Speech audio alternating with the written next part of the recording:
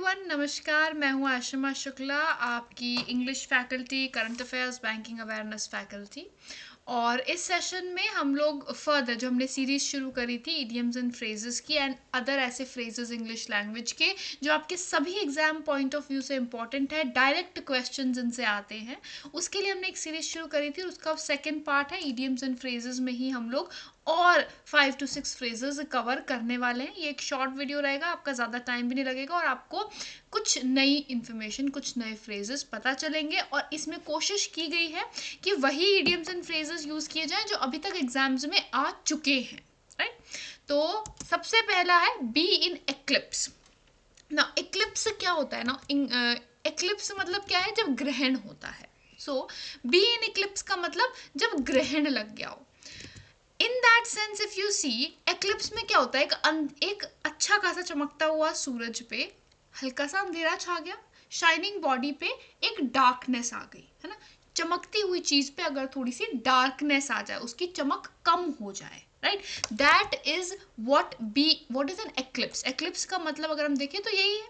So as per the meaning of eclipse, eclipse के मतलब के मुताबिक देखें तो you can see that someone who has been very successful, पहले सक्सेसफुल रहा लेकिन अब उसकी चमक कम हो गई, that is someone who is dwindling in success, जो पॉपुलैरिटी में अभी भी ऐसे लूज एंड पे है, डगमगा रहा है, राइट। सो इसका सही मतलब क्या होगा, who is comparatively less successful.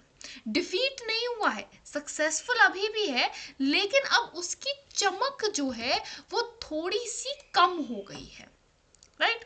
जैसे कि the author was very big 10 years ago, 10 साल पहले ऑथर बहुत बड़ा था, but now the career of that author seems to be in an eclipse, यानी कि I doubt it will sell, क्योंकि अब वो उतना चमक में नहीं है। Someone who is in a dwindling success.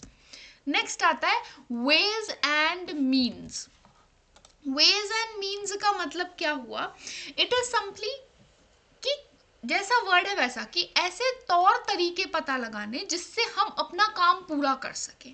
तो ऐसे मेथड्स, ऐसे रिसोर्सेज का पता लगाना जिससे हमारा जो मकसद है, गोल है, वो अचीव हो जाए। फाइंडिंग वेज एंड मीन्स, जैसे कि the company is seeking ways and means for safeguarding jobs. Company ऐसे तौर तरीके, रिसोर्सेज लगा रही है कि जॉब्स बची रहें, राइट। सो इसका मतलब इन आउट ऑफ द ऑप्शंस क्या होगा, it can be something as methods of achieving something, कुछ पाने की तरीके, वेज एंड मीन्स। नेक्स्ट आता है अप इन आर्म्स। यहाँ पे आपके लिए एक फ्रेजल सेंटेंस भी दे रखा है जिससे आपको पता लगाने में इजी हो। तो अप इन आर्म्स का मतलब होता है जब आप किसी चीज का मतलब बहुत गुस्सा हो, जब आप प्रोटेस्ट कर रहे हैं, बहुत गुस्से में हैं, उसको बोलते हैं अप इन आर्म्स, ठीक। तो hockey fans were up in arms when their team got unfair penalty. Unfair penalty मिल रही है तो हमें वो बहुत जायज सी बात है, बहुत गुस्सा आएगा, राइट। तो out of the option simple सा आंसर है, ऑप्शन सी सही होगा, वेरी एंग्री, जो बहुत गुस्से में है। Next big ticket. Big ticket का मतलब देखो, नॉर्मली ये जो वर्ड है बिग इस्तेमाल किया जाता है बड़ी चीज़ों के लिए, बहुत महंगी है, बहुत बड़ी है, big person, you become a big person, you become a personality, मतलब आप बहुत बड़े आदमी बन गए हैं। So out of this very expensive, बहुत महंगी चीज़ जो है वो होता है big ticket. Ticket is a thing which can be big, expensive. जैसे I am living paycheck to paycheck as it is, so I can't afford a big ticket item like a car. मैं paycheck से paycheck जी रहा हूँ, I'm on a payroll, तो मैं ऐसी बड़ी चीज, कार जैसी चीज नहीं ले सकता, दैट इज बिग टिकट। इसे नॉर्मली नाउन से पहले इस्तेमाल किया जाता है अगर आप इन अ सेंटेंस यूज कर रहे हैं। Then we have bolt from the blue. आप लोगों ने एक फ्रेज सुना होगा कि sometimes you must have heard this word or this phrase called out of the blue. Out of the blue का मतलब जो अचानक से कोई चीज हो गई है। एक फ्रेज होता है जो आपने बहुत ज्यादा सुना है, आउट ऑफ द ब्लू, यानी अचानक से कोई चीज हो गई है, right, something that has happened unexpectedly.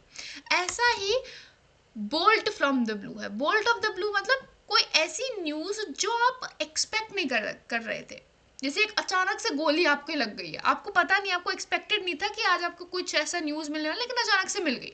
तो इवेंट और a piece of news that is unexpected, planned नहीं है, it is not planned, it is unexpected.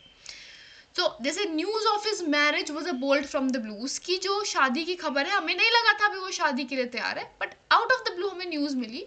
तो आउट ऑफ द ब्लू भी हो सकता है, बोल्ड फ्रॉम द ब्लू भी हो सकता है। नॉर्मली न्यूज़ के टर्म्स में हम लोग बोल्ड फ्रॉम द ब्लू इस्तेमाल करते हैं। Be a law unto your self, अपने आप में कानून होना, जैसा कि वर्ड है, हिंदी ट्रांसलेशन है, वैसा ही इसका मतलब है।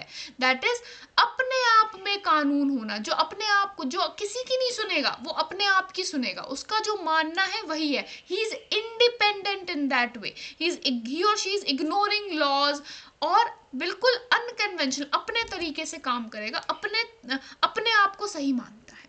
तो someone who is not abiding by the laws, तो ऑप्शन भी तो हो ही नहीं सकता, ठीक।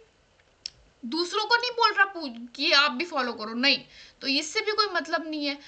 दूसरों के लिए लॉ बना रहा है, नहीं, वो खुद के लिए एक लॉ है। तो behave unconventional, unpredictable, independently, right, अपने आप में इंडिपेंडेंट होना। जैसे कि some land owners are law unto oneself, कुछ जो ज़मींदार होते हैं या कुछ जो रेंटर्स होते हैं, वो अपने आप को कानून मानते हैं, they believe themselves to be the law, so that would be the usages of it. ऐसे ही और इडियम्स एंड फ्रेजेस के लिए और ऐसी इंग्लिश की शॉर्ट क्लासेस के लिए don't forget to subscribe to the channel, don't forget to like the video, share the video and press the bell icon for every new update. Thank you and have a wonderful day ahead.